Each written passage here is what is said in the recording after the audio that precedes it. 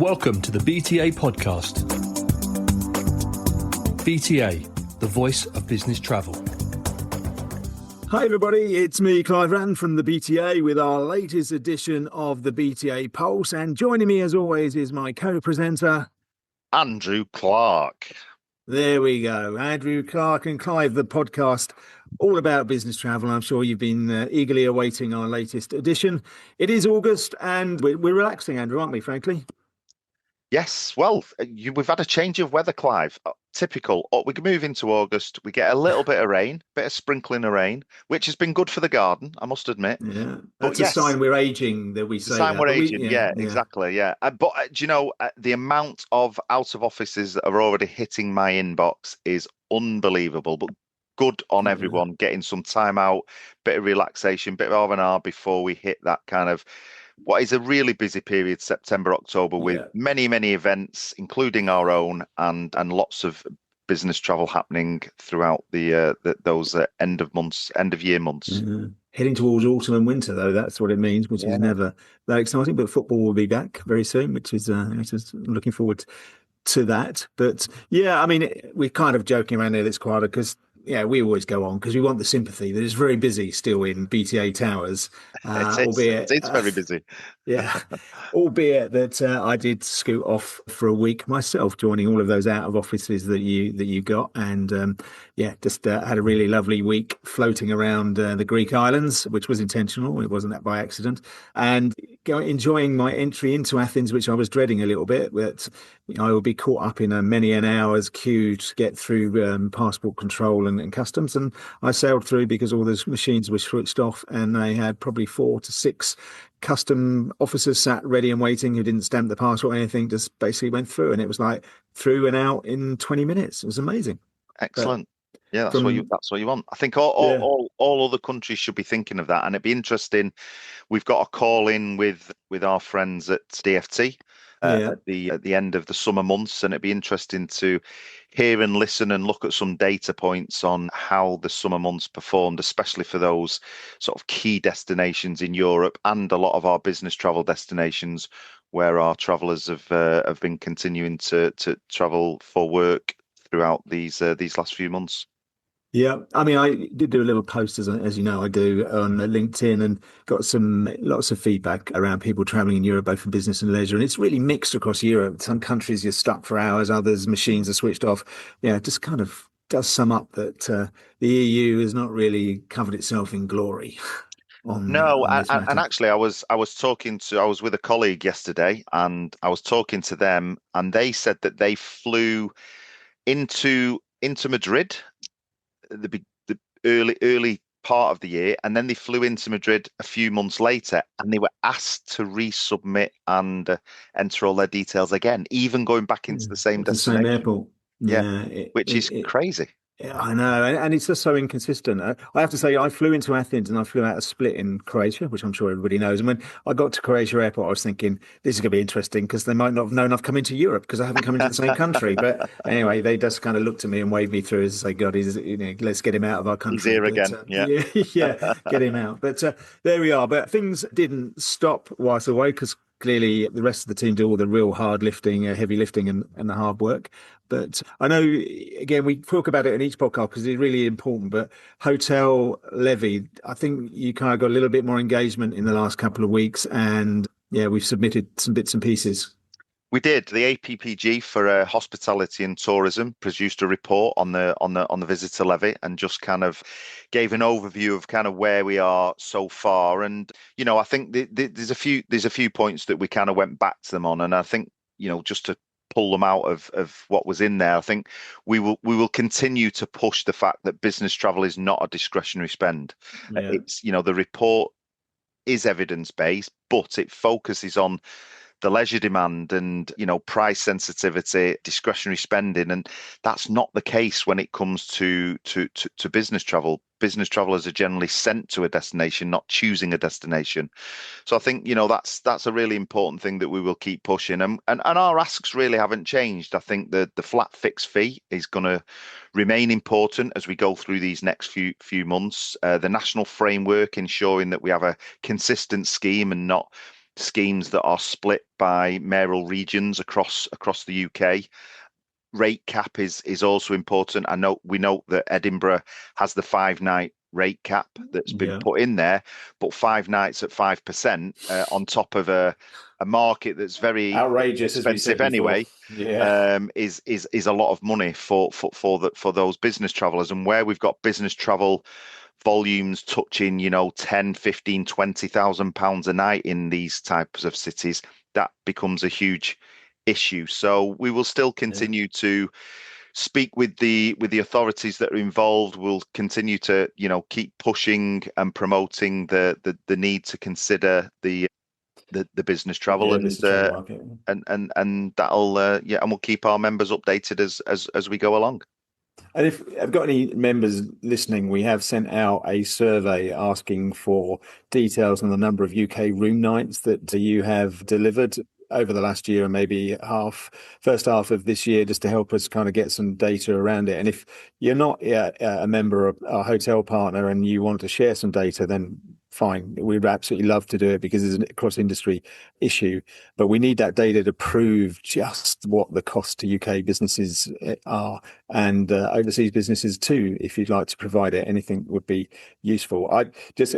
Equally, I wrote to Andy Burnham, our new Prime Minister, as a welcome, as you all kind of do in business, and highlighted this. And the other big thing that we'll be working on over the summer is a submission to the budget. It's been announced the budget will be 29 October, and the portal to put in submissions has just opened. So we're starting work on that. And I think the three major things that we will be concentrating on are hotel levy, our APD, and the importance of not increasing it, and the reallocation of premium economy to standard rather than the higher rate. And the last one is about rail investment and having business travel acknowledge the opportunity for rail.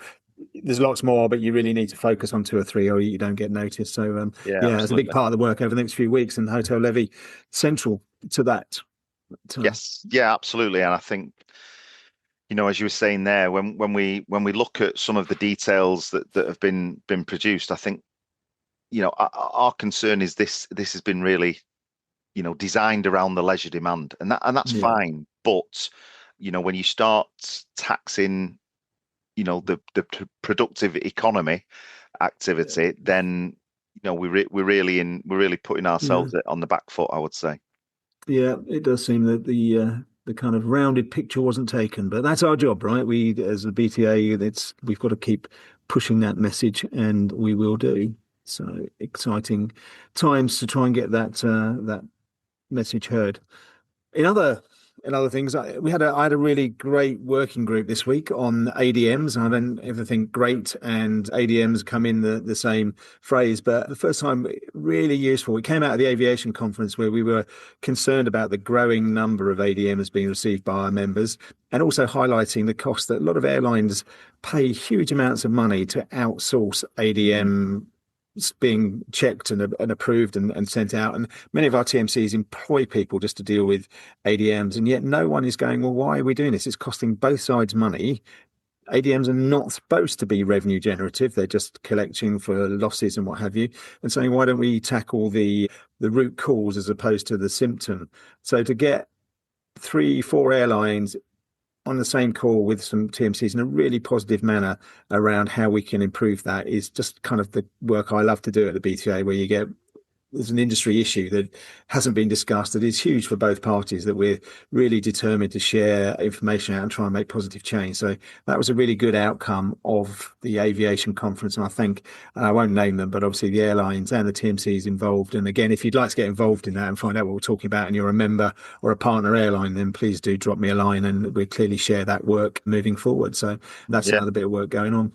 Yeah, and that's great. And what's interesting about that is I think a lot of the airlines were using AI before AI was AI, right? To automate these ADMs that were being sent out. So very interesting that we've come back to it being about kind of people getting involved and people trying to make the decisions on what is and isn't a relevant ADM in the future.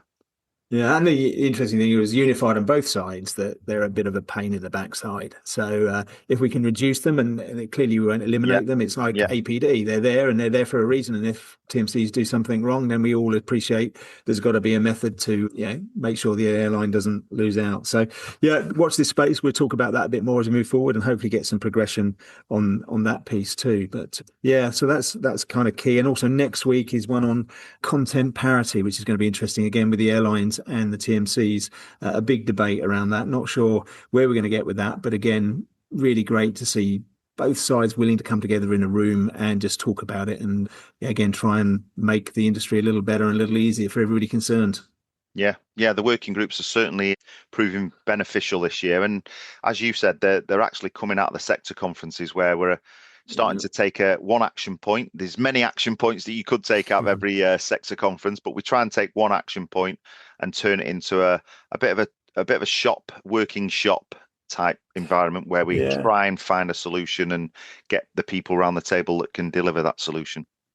It's fascinating how it kind of then multiplies. Literally before we did this podcast, I had a call with Campaign for Better Transport, who've approached us for our help on looking at how business travel needs to expand the usage of European rail and through the tunnel, because Right. we've got new operators coming Yeah, through. yeah. And, it's the first time we're kind of getting involved in that stuff. And that is really exciting. And I think will be a big part of the rail working group and our conference coming up in January. I think that one is January, around, that's right. yeah, how we do modal shift and how business travel can use the tunnel and do point to point on trains and even beyond that. So another one that going to be more work to come out of, but industry changing, and that's what we're trying to deliver. So yeah, that's all good. And it's kind of last touch on the APJC, which is the Airline Passenger Joint Council, which is IATA's way of integrating airline and TMCs around the BSP and talking about financial matters and bonding and all that stuff. That we really try to reinvigorate that for members. So I just want to put it out there, whether you're a member or maybe even an airline, the BTA does sit as an observer on that and can feedback. We'd love to hear you around anything around financial criteria, ADMs that you either have as an idea or you're concerned about. And we will be sending out a survey to all of our CFOs or financial officers asking for some feedback, and two really engaged members now who actually sit on the council. Just to be clear, they have voting rights. As an observer, I don't, or an ab to sit for leisure, to give you an example. Is just that we want to get much more voiced from our members so we can actually be more proactive in our conversations with IATA. So that's something that's happened in the last couple of weeks too. And I think that's such a positive move that we're finally getting some real integrated conversations. So lots going on. Yeah, there is. And, talking about kind of working parties and things that are happening, I think we've had a good overlap of the accessibility working party now looking to join our mobility conference that's happening at the beginning of September, 15th of September at the London Transport Museum. And some of the topics that we're talking around there is, when we were doing some data research on this, 11.5% of licensed vehicles in the UK are wheelchair adapted. And this shift to EVs is making that number worse, not better. Wow. I didn't know So that. That's a very small number even to start with. If it's going down, is even more concerning, right? it is. So we'll be talking about that, and we'll be talking around kind of the regulation, the enforcement, and the commercial case for these change. Obviously, as everybody will know by now, electric vehicles are going to be charged a per mile rate by the government as we move into 2027. So, what is the significance of moving to electric vehicle fleets for these mobility operators? And lots of other conversations. Yeah, I mean, that, again, another area that's really grown in conversations for us, and it's really good, is that end-to-end journey is becoming much more prevalent, and things such as ground transport is really going up the agenda, and it's a big opportunity for TMCs and for the operators to grow their businesses. So it's good that conference is happening from there. So yeah, I guess that's about it from us. I think it is probably time for a little bit of football predictions, just because we're getting in some holidays and relax. So yeah, clearly everybody knows that you're a Manchester City fan. New manager, are you feeling optimistic or a little nervous about the change? No, optimistic. I think that our Maresca's been at the club before. He knows how the club operate. He knows a lot of the players that are there and the structure behind the scenes and the way the chairman wants the club to work and operate. So I think he's going to come into an environment that he's comfortable with. He's not having to get used to it again. So there's that, and I think we've had 10 years of just memories that you will never want anyone to lose, and I think.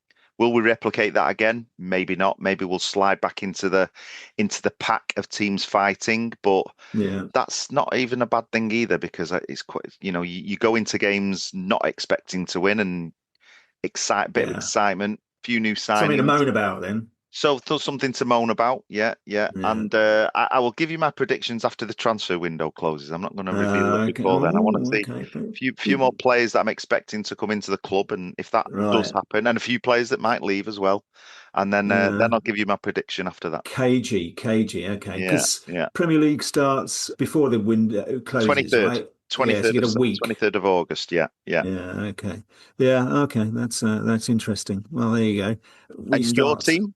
You know what I'm very excited about going back. It's been a long, hard few seasons, and last season was no different. Lots of things, from ground improvements. We all had our seats cleaned and repainted, to the gents' toilets being improved, to catering being improved. Lots of players coming in. A great pre-season. We only lost once to Getafe in Spain, 1-0, but we won the rest of them. So I've missed it, because I was a bit ashamed to admit I missed a couple of games towards the end of the season because it was just so painful to watch. So I'm looking forward to getting back. We start this coming Saturday with the massive Carabao Cup fixture away to Bromley, which unfortunately I can't get to. On a Saturday? On a Saturday. I know, again, what's football going on? And let's not get into FIFA discussion. Maybe that's a whole separate podcast. So we start on the 15th with a home game against Luton, which I'm really looking forward to. And predictions, I reckon, we should be in the playoffs this year. That's my prediction for us, but we still need a couple more players in. So maybe when we have a discussion, I will update my prediction as well for League One. Then we probably just need a prediction for the Championship. Do we know anybody that supports somebody in the Championship? No, gee, that's a great question. No, probably not. I'm sure there's somebody in there, isn't there, that's following a Championship team. Maybe we should put a little ask on LinkedIn to see if we can get somebody from the. So I'll represent the Premier League. You can represent League One. We need a Championship leader, and we need a Division 2 leader. Yeah, and maybe even a Scottish Premiership leader. I know we've got Murray up there as Aberdeen, so maybe he can do that. If absolutely. Any of our listeners have a League 2 or Championship, a team that they follow, get in touch with us. We'll do a football prediction show alongside maybe a business travel predictions for 2027 show. That would be good. Yeah, exactly. Anyway, thanks for listening. Hope that was useful. So you did lots of things still happening, and we'll be back in a couple of weeks' time. I have got a couple of really exciting podcasts that I'm recording over the next couple of weeks, so do look out for them with some of our members and partners. Other than that, everything's as usual on the BTA website, and we will wish you a fantastic few days, and the sun is still out, but a little cooler, so enjoy it. I think the heat is coming back next week, and we're getting ramped up to get things really on fire for our conference in September and a return to business travel too. So leaves me to say fantastic weekend to you, Andrew, and we'll speak soon. Yeah, speak to you soon.